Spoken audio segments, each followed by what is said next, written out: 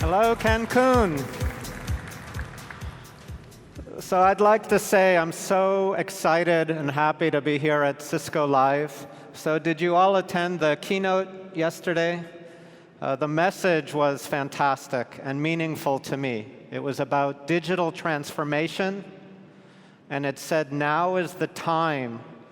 Now's the time for what? It's the time to lead. It's the time to innovate. It's the time to disrupt.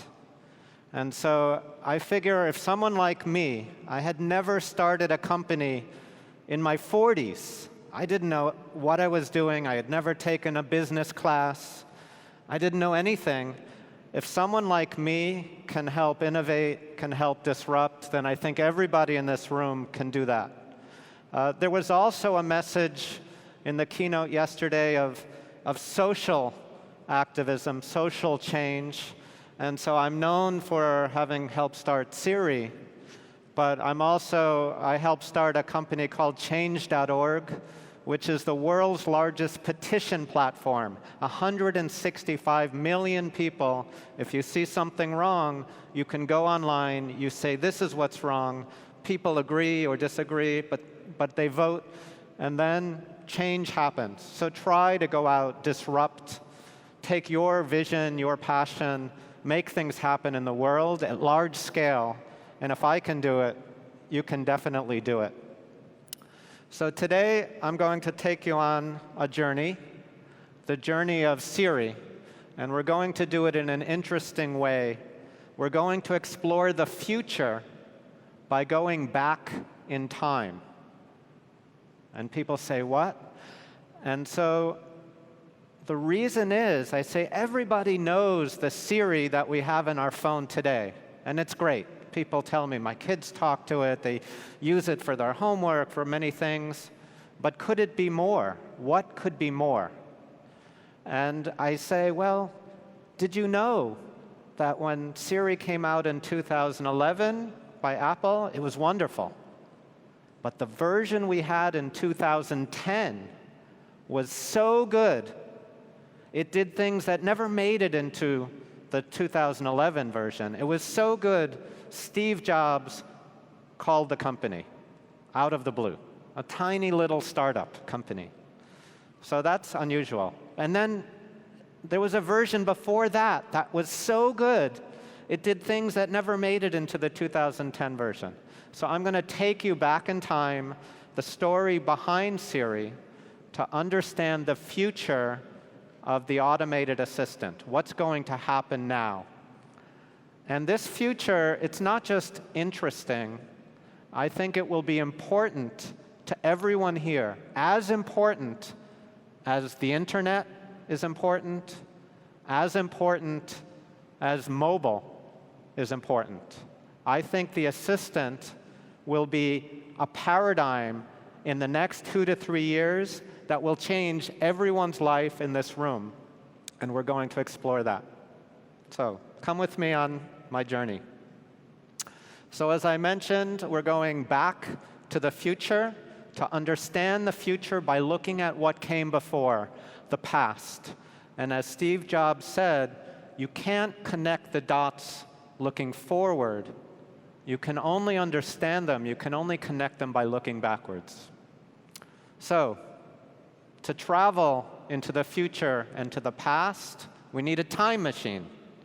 So I've imagined, this is maybe the Apple Watch version, 23 or something like that. It's a little bit more digital than the current, or analog than the current Apple Watch. But on a watch like this, a timepiece, of course, it should have a time machine.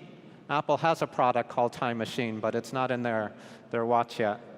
And of course, our timepiece of the future should have Siri in it.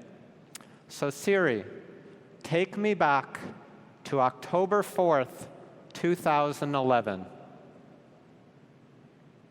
And here we are. So on October 4th, it was a very special and important day in my life and in my journey. This was the day that Apple announced Siri to the world. And then, the very next day, Steve Jobs died. So I'm not sure people knew that. And Siri for him was perhaps his last great project. He worked closely with us. He cared about this so much. And we had maybe about a year of working closely with him, and then 6 months at Apple, he started to get sick. But we know that he was watching the launch of Siri from his house.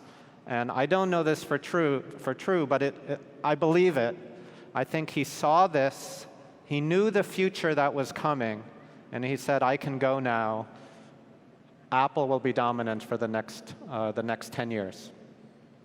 So let's look a little bit at Siri.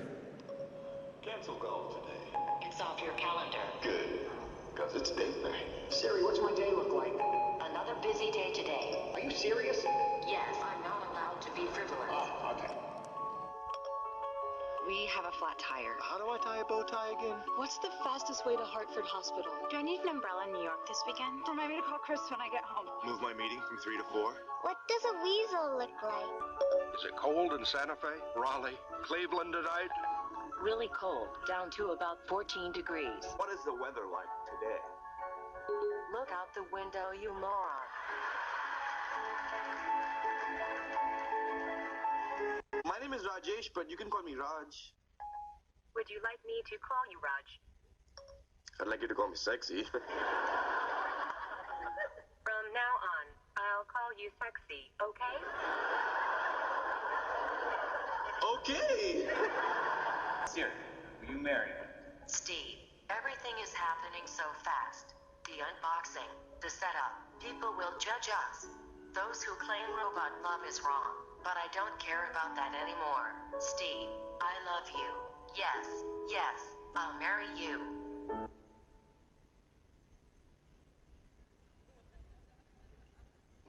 Congratulations. So as you see, when Siri came out, it became very, very popular. There were commercials on TV, there were speakers on late-night TV, and there were hundreds, maybe thousands of fan videos. So someone here showed me one yesterday. I don't know if you've heard of it, called Hot Siri in Mexico. If you haven't seen it, go take a look. I think it's very funny with all the different regional Mexican accents talking to Siri. So Siri came out, and on that day, October 4th, let me tell you what it felt like for me. This is a tool that in my life I always use, and maybe you can too. So when I'm working on something, when I'm fighting for something, I try to imagine and visualize what would success look like.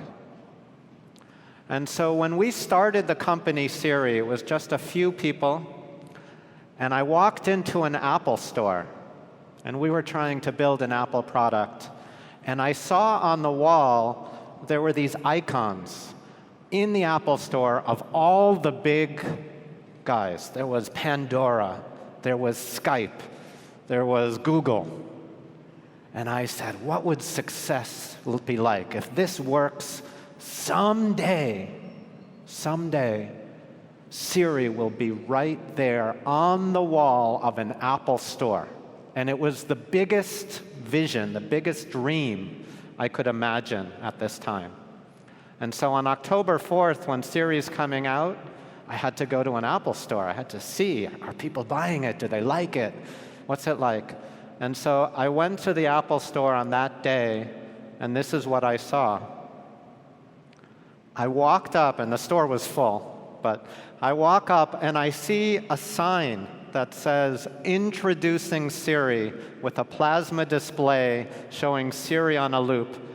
And the juxtaposition gave me chills, because I remember wanting to be one icon out of 100.